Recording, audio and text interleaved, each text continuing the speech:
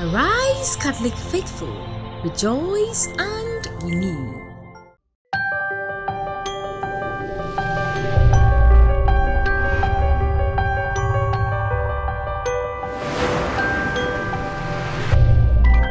Legacy of Hope.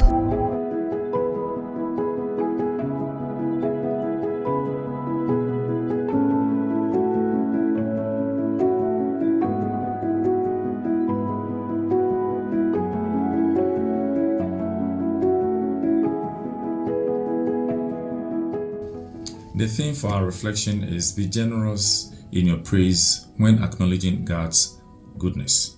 And we are getting this from Tobias chapter 13 from verse 1 to 15.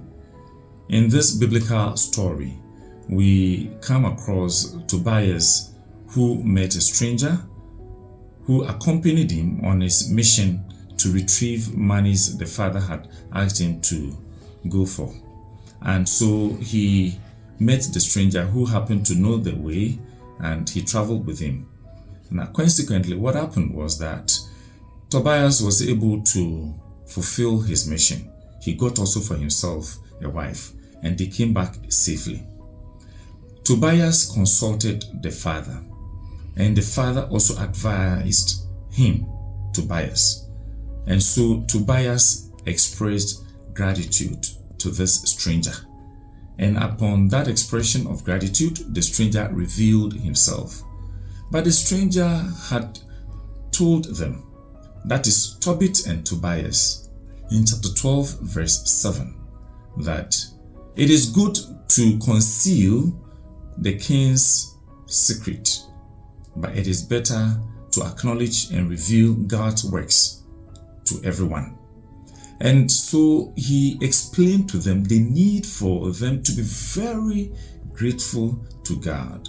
The entire trip, though he led them, it was because God has sent him to accompany Tobias. In other words, Tobit's own life had elicited God's intervention. Tobias' own good-naturedness had also solicited God's mercy. And Raphael became the decisive factor who accompanies Tobias on his journey. We must understand that in life, we come across people of different shades. And so we must always be open to accepting whoever comes our way. We must have a welcoming attitude where we see ourselves as under obligation to share our humanity as a responsibility with the rest of our brothers and sisters. In that light, we want to reach out to them in ways that we are able to support them or to help them, in ways that we are able to benefit from them mutually. As we help them, they help us. As we help them, as they help us, we also help them. It should be mutual. And this is a sense we are getting from this narrative.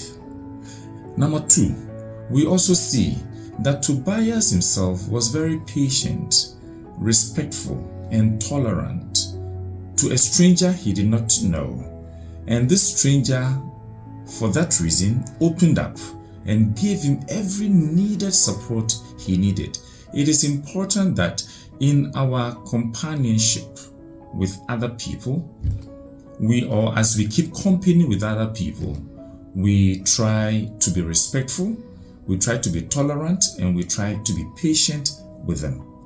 We cannot assume that everybody should be like us.